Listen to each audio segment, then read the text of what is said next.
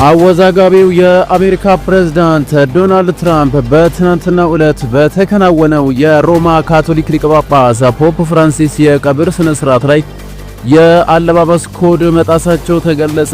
ኢንዲፔንደንት ጋዜጣ እንደዘገበው በቫቲካን ከተማ ሴንት ፒተር አደባባይ በነበረው ስነ ስርዓት ላይ ወንዶች ጥቁር እምብሉ ልብስና ጥቁር ከረባት እንዲያደርጉ የሚል የአለባበስ ኮድ ወጥቶ ነበር። ሴቶች ደግሞ ጥቁር ቀሚስ፣ ጥቁር ጓንትና ጥቁር ሻርፕ ለብሰው እንዲመጡ የሚል መመሪያ ተሰጥቶ ነበር። በስፍራው የተገኙ የዓለም ሀገራት መሪዎች ከሞላ ጎደል ይህንን ኮድ ተግባራዊ ያደረጉ ቢሆንም ነገር ግን ፕሬዝዳንት ትራምፕ ሰማያዊ ሙሉ ልብስ በማድረግ የአለባበስ ኮዱን መጣሳቸውን መነጋገሪያ ሆኗል።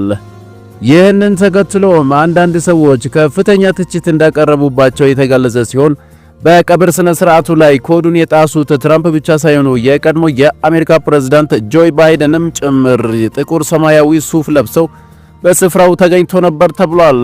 ይህ በእንዲህ እንዳለ ጆ ባይደን በዕለቱ አንድ አስገራሚ ድርጊት ፈጽሟል የተባለ ሲሆን በቀብር ስነ ስርዓቱ ላይ የዩጋንዳውን ምክትል አፈ ጉባኤ በስልካቸው አብሮ ፎቶ ለመነሳት ሲጠይቁ መታየታቸውን ዘገባው አስታውቋል።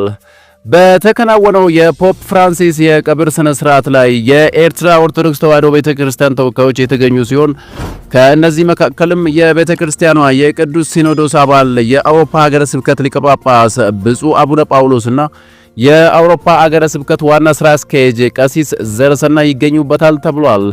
በኤርትራ ካቶሊክ ቤተክርስቲያን የአስመራ ሀገረ ስብከት በሊቀ ጳጳስ ሞት የተሰማውን ሐዘን ገልጾ በቤተክርስቲያኑ የጸሎት ፕሮግራም አድርጎላቸዋል። የኤርትራ ካቶሊክ ቤተክርስቲያን ሊቀ ጳጳስ ብፁዕ መንግስት አብ ተስፋ ማርያም ባደረጉት ንግግር ለሰላም ፍትህና አንድነት ሲታገሉ የነበሩት ቅዱስ አባታችን ነፍስ ይማር ሲሉ መልእክት አስተላልፈዋል። ይህ በእንዲህ እንዳለ ዶናልድ ትራምፕ የዩክሬኑ አቻቸውን ቮሎዲሚር ዜሌንስኪን በፖፕ ፍራንሲስ የቀብር ስነ ስርዓት ላይ አግኝተው ካነጋገሩ በኋላ አንድ ነገር ተናግረዋል። እሱም የሩሲያው ፕሬዝዳንት ቭላዲሚር ፑቲን ጦርነቱን ለማቆም ያላቸው ፍላጎት ላይ ጥርጣሬ እንደገባቸው ገልጸዋል። ትራምፕ ሮምን ለቀው ከሄዱ በኋላ በማህበራዊ ሚዲያ ገጻቸው ላይ ፑቲን ሰላማዊ ዜጎች በሚኖሩበት አካባቢ ሚሳኤል የሚተኩስበት አንዳችም ምክንያት የለም ያሉ ሲሆን እያታለለኝ ሳይሆን አይቀርም ብለዋል። የሮማው ሊቀ ጳጳስ ቀብር ከመፈጸሙ በፊት የተገናኙት ዶናልድ ትራምፕና ዜሌንስኪ በቅዱስ ጴጥሮስ ቤተክርስቲያን ውስጥ ጥልቅ ውይይት ሲያደርጉ ተስተውለዋል። ዋይት ሃውስ ሁለቱ መሪዎች ያደረጉትን የ15 ደቂቃ ውይይት በጣም ውጤታማ ሲል ገልጾታል። የዩክሬኑ ፕሬዝዳንት በበኩላቸው ታሪካዊ ውይይት ነው ሲሉ ውይይታቸውን አንቆለባብሰዋል። ሁለቱ መሪዎች በዋይት ሃውስ የነበራቸው ውይይት ባለመግባባት ከተቋጨ በኋላ ለመጀመሪያ ጊዜ ነው ፊት ለፊት የተገናኙት። በትሩዝ የማህበራዊ ሚዲያ ገጻቸው ላይ ሩሲያ በዩክሬን ከተሞች ላይ ስለፈጸመችው ጥቃት የጻፉት ዶናልድ ትራምፕ ምናልባት ጦርነቱን ማቆም አይፈልግ ይሆናል ብዬ እንዳስብ አድርጎኛል። እያታለለኝ ሳይሆን አይቀርም። ስለዚህ በተለየ ሁኔታ መስተናገድ አለበት።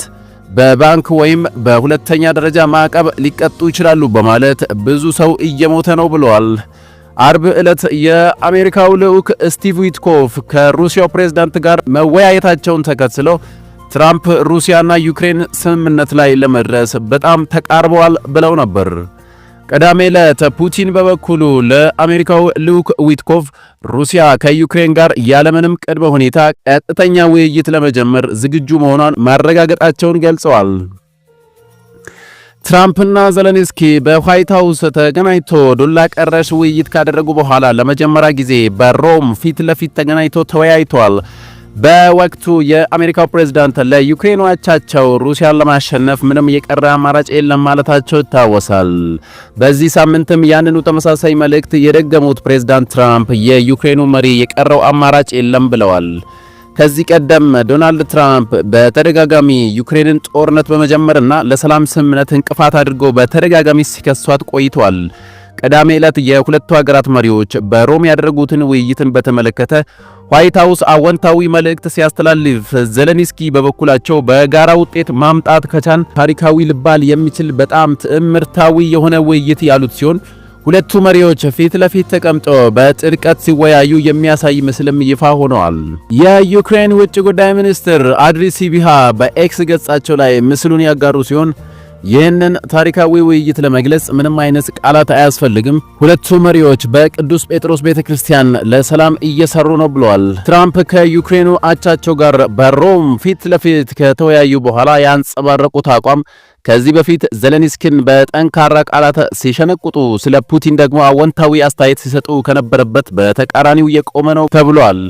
ዘለንስኪ በቴሌግራም ገጻቸው ላይ ጥሩ ውይይት ነበር፣ አንድ ለአንድ የተደረገ ጥሩ ውይይት ነበር፣ ብዙ ነገር ተነጋግረናል፣ የተነጋገርናቸው ነገሮች በሙሉ ውጤታማ ይሆናሉ ብለን ተስፋ እናደርጋለን ብሏል። አክለውም ውይይታቸው ያተኮረው የህዝባቸውን ህይወት መታደግ፣ ምንም ቅድመ ሁኔታ የሌለበት ሙሉ ተኩስ አቁምና በተደጋጋሚ የሚከሰት ጦርነትን የሚከላከል አስተማማኝና ዘላቂ ሰላም ላይ እንደነበረ ገልጸው በጋራ ድሎችን ማስመዝገብ ከቻልን ታሪካዊ ሊባል የሚችል ትዕምርታዊ ውይይት ነበር ያደረግነው። ፕሬዝዳንት ዶናልድ ትራምፕ አመሰግናለሁ ብለዋል። ዶናልድ ትራምፕ ሞስኮና ኪየቭ የተኩስ አቁም ላይ እንዲደርሱና የሰላም ስምምነት እንዲያደርጉ ወደ ዋይት ሃውስ ለሁለተኛ ጊዜ ከተመለሱ ጀምሮ ከፍተኛ የሆነ ጫና ሲያደርጉ ቆይተዋል።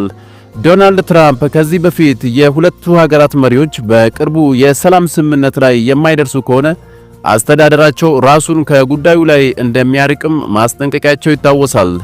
ታዲያ ይህ ከ3 ዓመት በላይ የዘለቀውና የበርካታ ሰዎችን ሕይወት የቀጠፈውን ጦርነት ማስቆም ይሳካላቸው ይሆን ወይስ ጦርነቱ በዚሁ ከቀጠለ ለሶስተኛው የዓለም ጦርነት መነሳት መንደርደሪያ ሊሆን ይችላል በማለት በርካቶች መላምታቸውን ማስቀመጣቸውን ተከትሎ የሁለቱ ሀገራት ዕጣ ፈንታ ምን እንደሚሆን በጉጉት እየተጠበቀ ይገኛል።